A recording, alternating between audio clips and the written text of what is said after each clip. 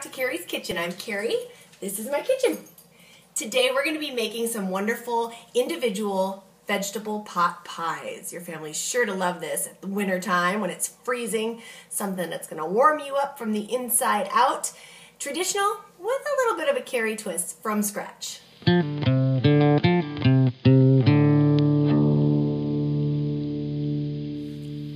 Okay, first things first, I have my mirepoix, carrots, onions, celery, a nice hot pan. Put a little bit of olive oil in here.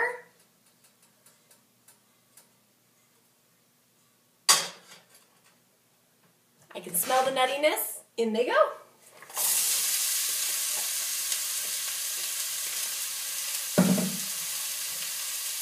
Little salt and pepper. We're also going to add 2 bay leaves to this. Okay, so my onions are looking nice and translucent, and all of the veggies in my mirepoix, the celery and the carrots, are getting a nice bright color, and I can sort of smell everything, including the bay leaf. So I'm ready to add my next ingredient. We are going to add next 3 cloves of chopped garlic.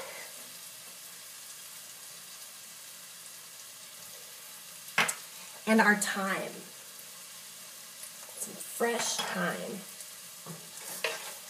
Okay, so now we're going to deglaze with a decent white wine, something you would drink. This is a Marlborough Sauvignon Blanc that I happen to like, that I had in the fridge. So we're going to deglaze with a little bit of that, half a cup to 3/4 of a cup. Eyeball it. And we're going to cook that still on the same heat until the alcohol cooks out. When you smell, it doesn't smell alcohol-y anymore. And then we're going to create a roux by adding a little bit of flour. Okay, so this is smelling perfect. At this point, I'm going to take the bay leaves out, because I don't want them accidentally ending up in the pot pie, but I wanted the flavor. I used fresh bay leaves. And I don't want them to overwhelm everything either. So we're just cook them in for that portion, and now they're going bye-bye. So my next step is going to be adding a little flour.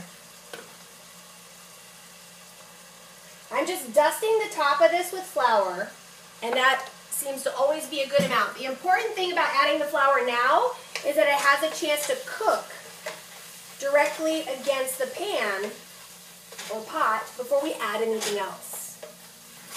So we're going to give this same heat. You're up nice and between medium high and high. And we're going to let that flour cook a little bit, kind of stirring it occasionally, keep it moving, but not too much, not too fast, so that all the flour has a chance to get cooked a little bit before we add our cream. All right, I'm going to add just a touch more white wine. So all in all, you end up with about a cup. There we go. To deglaze the pan, because it gets a little sticky once we cook the flour. But it was important to let that flour cook directly on the pan. And then just kind of break everything up, and then any brown bits are getting picked up by the alcohol in the wine. And that adds a wonderful flavor to the dish. And as soon as we do that, now we're going to add our cream and our butter. So I'm going to lower the heat down to medium. And I'm going to add 1 pint of heavy cream. Perfect. It's not, nobody said this was a light dish. And then I'm going to add about half a stick of butter, but I'm going to do it in dollops.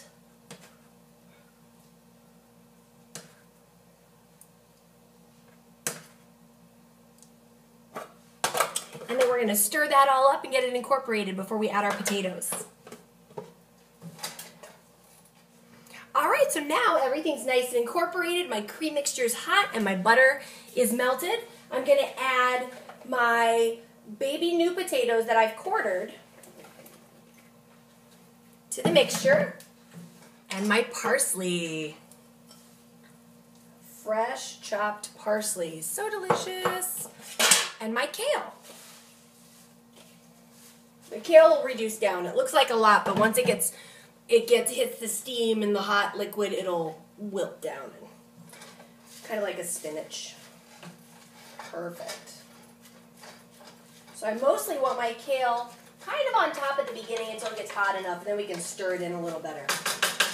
All right, if you find at this point it's a little thick to cook your potatoes, mine's just a touch thick, nothing crazy, but I think I want a little more liquid for the time when the potatoes cook. Now remember, the kale is going to release a little bit of water too, but not nearly as much as if we use the spinach. So I'm just going to take a little bit of my almond milk, or you can take some of your regular milk if that's whatever you drink, and just add a little bit to it. Nothing crazy, but the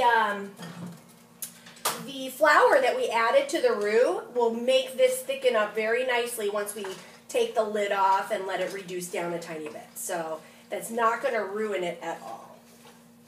But I just want to make sure there's enough water for my potatoes to cook. And this looks perfect. So a lid is going on it, and that's going to cook for about a half an hour before we put it in our pie crust and in the oven. I have peas also in this recipe. I use frozen peas. I put those in towards the end of this. I sort of stir them in right before we're going to put it in the oven so that they have a great nice texture and they pop versus being overcooked and mushy. Okay, so I've been letting this cook for about 20 minutes covered, occasionally uncovering and stirring it to make sure that my potatoes and my carrots get nice and soft, not overcooked, but nice and soft, and that my kale wilts down. It smells incredible. Now you don't always catch it on the show, but every layer as I go, I'm adding a little more salt, a little pepper, a little salt, a little pepper, because we're not using a salted anything. There was salt in my butter. I did use salted butter, but like my cream didn't have any salt. My vegetables take a lot of salt, so I am salting as I layer. Next, now we're going to add those peas I was telling you about, frozen peas. It's about a cup.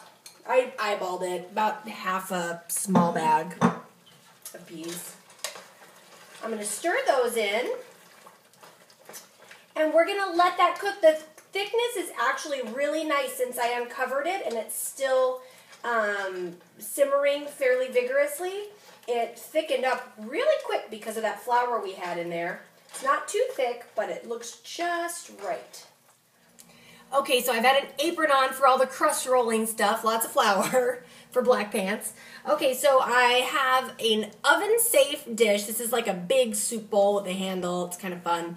And I put the crust inside, what I've made, kind of pressed it all around the sides and bottom, and then I'm going to ladle in my mixture. And I try and get evenly distribute, make sure I have a little bit of everything. It's mixed up really nice, so it looks great. And I've rolled out the crust, and then I cut sort of a little hole in the center and then did a few other little slits, so it's just ready to go. And then I'll just put this on my bowl. Okay, so I've got my pot pies ready. Papa bear, mama bear, baby bear. All right, so my oven's preheated at 425. I'm putting them on a baking sheet just to avoid any dripping into the oven. They probably won't overflow because I ventilated them, but better safe than sorry. So I'm going to put them in my oven at 425, and it should probably only take about a half an hour. So I'm going to keep an eye on them, and when the crust is nice and golden brown, they are ready to take out.